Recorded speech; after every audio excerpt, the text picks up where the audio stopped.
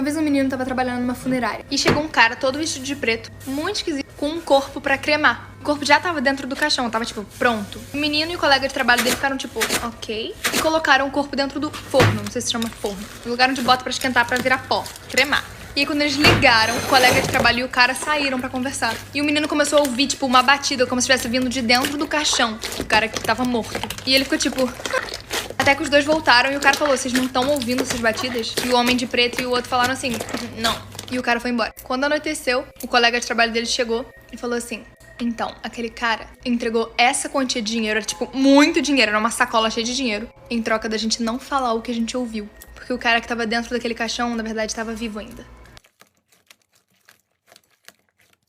Oi. O nome desse menino é James Gordon Walcott. E quando ele tinha 15 anos, ele assassinou a família inteira dele. O pai dele foi encontrado na sala, ele tinha levado 2 tiros no peito. A mãe dele foi encontrada no quarto e ele atirou tanto na cabeça dela quanto no peito dela. E a irmã ainda estava viva, mesmo ele tendo atirado 2 vezes na cabeça dela e 1 vez no peito. Ela morreu no hospital. Ele não chegou a ser preso porque os médicos falaram que ele tinha algum tipo de problema mental e foi transferido para um hospital com pessoas com problema mental. 7 anos depois ele foi solto e hoje em dia ele é esse cara. E é um professor de universidade super renomado, já ganhou vários prêmios e os alunos dele amam ele e defendem toda vez que alguém fala sobre esse caso.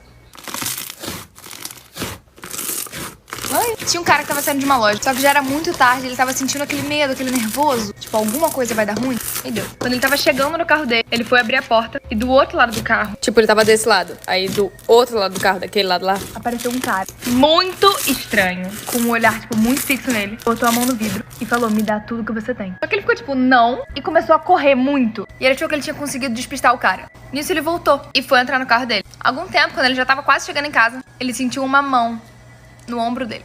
E era o mesmo cara que tinha conseguido entrar no carro dele, sei lá como. E falou assim, eu falei pra você me dar tudo que você tinha. No dia seguinte, o carro do cara foi encontrado em uma rua e ele tava todo esfaqueado e morto. Oi. Em maio de 1981, um menininho de 9 anos estava jantando com a família dele. Até que quando todo mundo foi dormir, ele se escondeu debaixo da mesa da sala pra comer doce escondido da família dele. Tava todo mundo dormindo já, até que ele começou a ouvir passos na cozinha. E quando ele chegou na cozinha, tinha um cara de costas. Um cara que ele nunca tinha visto. E ele ficou tipo... E ele foi tipo voltando devagarzinho pro cara não perceber que ele tava lá. E voltou pra cama dele. E ele começou a perceber que de noite ele começava a ouvir passos e barulhos que, tipo, não era a família dele. Até que um dia ele tava dormindo e ele viu um par de olhos, tipo, ali. Enfim, ele contou pros pais, que chamaram a polícia, e eles descobriram que esse cara tava morando na casa dele há 6 meses. O nome desse cara é Kirk Alexander. E ele, há 10 anos, pedia pizza na Domino's todos os dias. Tipo, todos os dias, durante 10 anos, ele pedia pizza na Domino's. Em uma específica Domino's. Tipo, dava 6 da tarde, a galera não precisava nem mais falar. Tipo assim, ah, faz a pizza do Kirk aí. Até que um dia, ele não pediu. E a gerente da Domino's achou muito estranho. Essa mulher aqui, chamada Sarah. E no dia seguinte também não, e no outro também não. Ele ficou 11 dias seguidos sem pedir pizza. E todo mundo ficou tipo, what? E ela falou, não, tem alguma coisa errada. Então eles mandaram esse cara, trabalhava na Domino's, ir na casa do cara, ver se tava tudo bem com ele. Olha que engraçado. Quando ele chegou, ele viu que as luzes estavam acesas, mas ele bateu na porta e ninguém atendeu. Ela ligou pra polícia. E quando a polícia chegou na casa dele, ele tava jogado no chão, tentando respirar. Ele tava tipo... Ele foi levado às pressas pro hospital. Enfim, a Domino's salvou a vida dele. Oi. Uma menina de 14 anos queria muito ter a orelha furada. Só que os pais dela nunca deixavam. Até que um dia ela conseguiu convencer os pais. E eles deram dinheiro pra ela ir no shopping furar a orelha. Só que ela teve a brilhante ideia de guardar o dinheiro e furar ela mesma. De início deu tudo certo. No dia seguinte ela foi pra aula e ela começou a sentir umas dores muito bizarras na cabeça. Ela foi pro banheiro e começou a ver que a orelha dela tava super inflamada, inchada. E uma parte da orelha dela tava muito estranha. Tava saindo uns negócios assim, tava muito esquisito. E ela achou melhor cortar. Quando eu li eu fiquei tipo, cortar? Mas enfim, ela achou melhor cortar. E no momento que ela cortou, ela sentiu uma dor pior ainda, viu tudo preto e teve que ir pro hospital. Chegando no hospital, o que o médico falou pra ela deixou ela muito chocada. Ele falou, então, essa infecção deu ruim total. Quando você cortou, afetou seu nervo óptico. Então, você agora vai ficar cega pro resto da vida.